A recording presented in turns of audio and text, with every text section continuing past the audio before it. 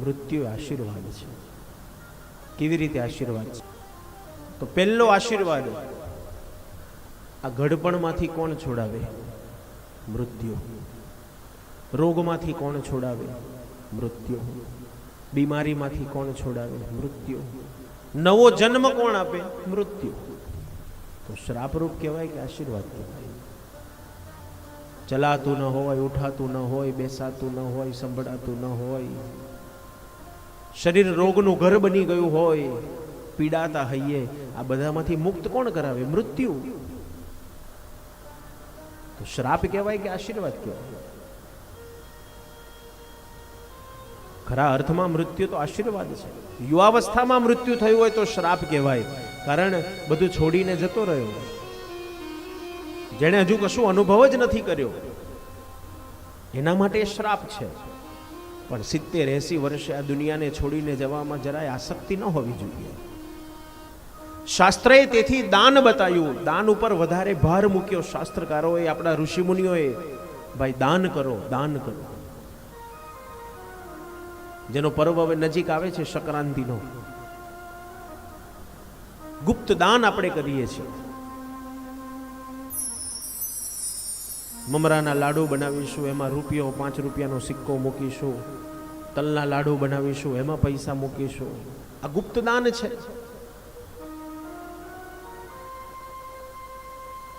શા માટે શાસ્ત્રએ આ બધું ઊભું કર્યું? કેટલાક એમ કહે છે કે આ તો ભાઈ બ્રાહ્મણોએ પોતાના હિત માટે વિચાર્યું, તેથી આ બધું ઊભું કરી દીધું. નહીં, દાન, શાસ્ત્ર એમ કહે છે, દાન એ તમારો એક પ્રકારનો ત્યાગ છે. સામે રકમ કેટલી છે એ તરફ નજર નથી કરી, કે તમે 5 રૂપિયાનું દાન કરો છો કે 51નું કરો છો કે 5 લાખનું કરો છો. સામે રકમ તરફ નજર નથી કરી, પણ આપણને એટલું માર્ગ બતાવ્યું કે તમે કંઈક દાન કરો. તમારી ઈચ્છા પ્રમાણે, તમારી રુચિ પ્રમાણે, તમારી વ્યવસ્થા પ્રમાણે તમે કંઈક આપો. કારણ દાન એક ત્યાગ છે.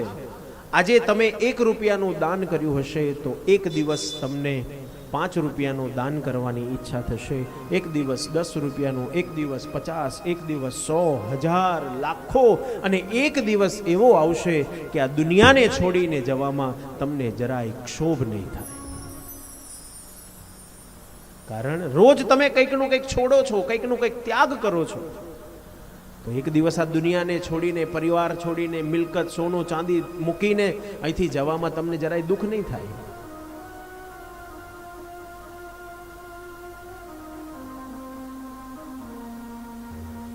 તો દાન એક ત્યાગ છે. ઋષિમુનિઓએ તેથી દાન ઉપર વધારે ભાર મૂક્યો છે. ભાઈ દાન કરો. 2 ફાયદા છે એની સાથે. પહેલો ફાયદો તો આપણને બતાવ્યો કે એક ત્યાગ છે, અને બીજો ફાયદો, જેને જરૂર છે, ખરા અર્થમાં એ સંપત્તિની, એ રૂપિયાની, એ અનાજની, એ મિલકતની જેને જરૂર છે, એને તમે આપો છો તો એના અંતરના આશીર્વાદ તમને પ્રાપ્ત થાય છે. પુણ્યની પ્રાપ્તિ થાય છે.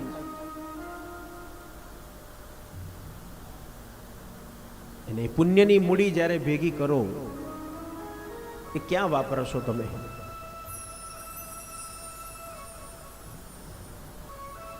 પૂજા કરવાથી, દાન કરવાથી, કથા સાંભળવાથી, સત્કર્મ કરવાથી શું પ્રાપ્ત થાય? તો પુણ્ય મળે. અને એ પુણ્ય ક્યારે કામમાં આવે? ક્યાં વાપરી શકો તમે?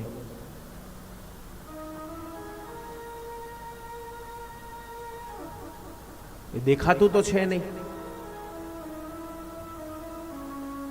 કે સોનું ચાંદી હોય, રૂપિયા હોય તો દેખાય, પણ પુણ્ય ક્યાં દેખાય?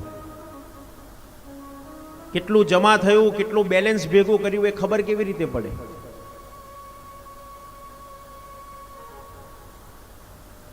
એ પુણ્ય ક્યારે વપરાય? માની લો તમે બસમાં મુસાફરી કરો છો,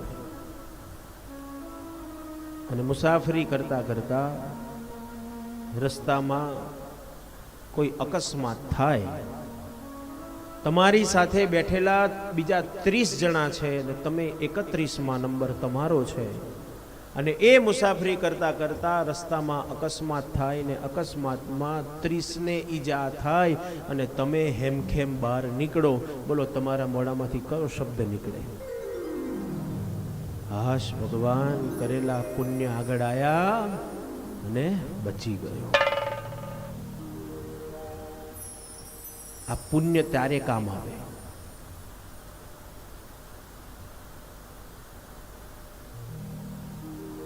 તેથી આ બધું બેલેન્સ રાખવું જરૂરી છે. રૂપિયા કમાઓ, વાપરો પણ ખરા, મોજ શોખ પણ પૂરા કરો, અને એની સાથે સાથે કંઈક આવા સત્કર્મ પણ કરો. શાસ્ત્રએ એવું નથી કહ્યું કે તમે 100% સત્કર્મોમાં જ વાપરી નાખો. નહીં, આવકનો 10મો ભાગ તમે સત્કર્મમાં વાપરો, આ શાસ્ત્ર કહે છે. 10મો ભાગ. બાકીના 90 ભાગ તમે વ્યવહારમાં વાપરો, ઘર ખર્ચમાં વાપરો, દીકરા દીકરીઓની પાછળ વાપરો, તમારા પોતાના માટે વાપરો, થોડુંક બચત કરો, અને 10મો ભાગ સત્કર્મમાં વાપરો.